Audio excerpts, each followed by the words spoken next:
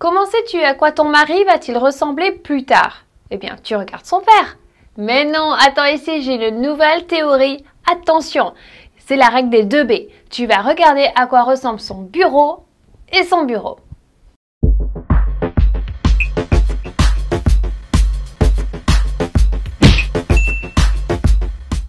Bienvenue sur Claire on Air, là où tu oses vivre le business et la vie dont tu rêves. Aujourd'hui, j'aimerais savoir quelle personne tu es, sachant qu'on va regarder quels sont tes 2 bureaux. Nous allons voir 5 types de bureaux.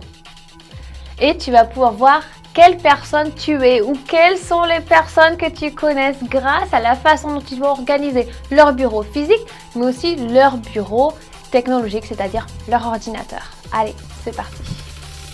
Bureau numéro 1, personnalité numéro 1, nous allons parler du procrastinatix, c'est-à-dire cette personne qui va procrastiner tout au long de la journée car elle voudra ranger tous ses papiers le lendemain. Alors tu imagines un bureau avec l'ordinateur et les piles de fichiers de papier qui s'accumulent sur le bureau par terre et on n'en peut plus. Déjà quand tu vois ça, tu te dis que soit la personne elle est surmenée, surpassée, soit tu te dis qu'elle a trop de travail, du coup tu comprends plus très bien ce qui se passe. Donc quand tu vois un bureau comme ça, il vaut mieux se poser des questions. Et alors son écran lui va être couvert d'icônes, il y en aura partout, ils seront même presque les uns sur les autres. Donc imagine cette personne face à son écran, avec aussi tous ces emails qui s'accumulent, le nombre qui augmente. Comment penses-tu que cette personne déjà, elle soit dans sa tête et elle agisse par rapport à son travail et dans sa vie privée? Elle va se sentir complètement surmenée. Du coup, elle ne va pas pouvoir continuer et être toujours en action pour arriver à ce qu'elle doit faire tous les jours. Donc la productivité va en prendre un sale coup. Personnalité numéro 2 va être infomaxiste. Tu vas imaginer une personne derrière son bureau avec son ordinateur, mais en fait il y a tellement d'écrans. iPod, iPhone, je ne sais pas combien de tablettes, ensuite 3 écrans. Il y aura aussi plein d'icônes sur son écran. Alors tu vas imaginer le temps, l'heure, la calculatrice. Ça va être certainement organisé. Par contre, il y en a trop. Cette personne va être toujours au-dessus de toutes les informations qui arrivent, à vouloir tout savoir tout en même temps. Alors t'imagines des câbles partout sur le bureau. Enfin, c'est l'enfer, de quoi se tirer les cheveux. Par contre, il sait ce qui se passe, ça c'est sûr. Mais toi aussi, tu vas voir qu'il y en a un petit peu partout. Donc cette personne infomaxiste, elle sait tout, elle connaît tout par rapport à ce qu'il y a des informations. Par contre, il y en a trop. Certes, tu vas voir que cette personne est super organisée. Par contre, par rapport aussi à sa productivité, elle va en prendre un coup. Car cette personne, on voit bien, le travail n'est pas sa priorité. Car tout ce qui vient de l'extérieur, il veut l'absorber. Mais lui, qu'est-ce qu'il va produire à la fin de la journée? Alors, on sait bien que les femmes savent faire au moins 2 choses à la fois. Mais soyez un petit peu honnêtes. On est humain ici. La troisième personne va être le perfectionniste. En effet, cette personne aura un super bureau, très bien nettoyé, juste l'ordinateur, 2 petits stylos, la souris. Si quelqu'un arrive et bouge la moindre chose, il va le savoir directement. Imagine aussi que sur son ordinateur, il n'a pas enlevé les 3 icônes qui sont déjà arrivées avec l'ordinateur quand il l'a acheté. Il va surtout pas se débarrasser de ça. Et imagine que l'écran, le fond d'écran, c'est le même. Voyons le perfectionniste, qu'est-ce qui se passe? Le perfectionniste, lui, est dans un système de structure, c'est-à-dire que la moindre chose peut le déstabiliser, que ce soit un petit changement, un problème, quelque chose qui vient de l'extérieur. Imagine un robot. En fait, si tu connais le film Equilibrium, on le voit de suite.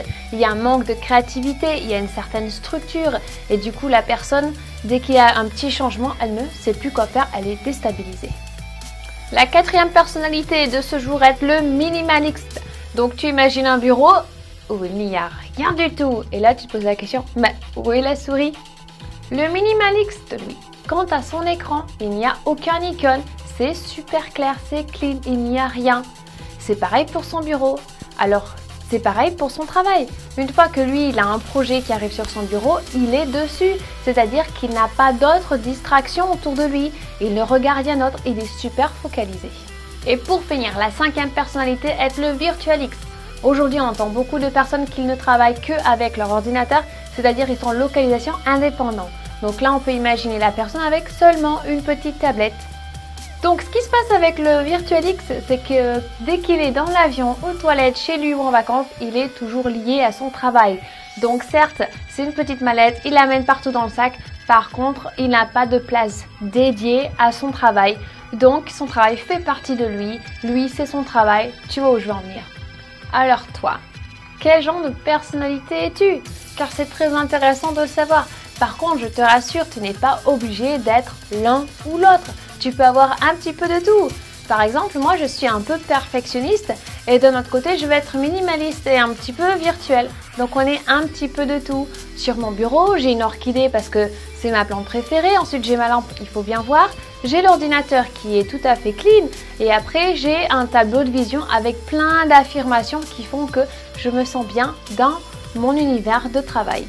Merci d'avoir regardé l'épisode de ce mardi. En tout cas, si tu l'as aimé, like it. Et surtout, share it avec ta famille, tes amis et tes collègues et surtout avec les personnes qui pourraient bénéficier de cette vidéo car tu veux savoir qui ils sont. Merci de t'inscrire sur ma chaîne YouTube mais surtout sur clario.com car si tu veux voir toutes les vidéos dans ton inbox directement tous les mardis, c'est sur clario.com qu'il faut aller. Le soleil arrive, j'arrête pas de rigoler, j'ai le sourire jusque là. Donc nous avons créé une série d'été spécialement pour toi. Donc oublie le studio et va voir le nouveau Cleon Air dès mardi prochain.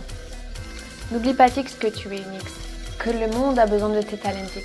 Je sais que tu peux le faire X, je crois en toi.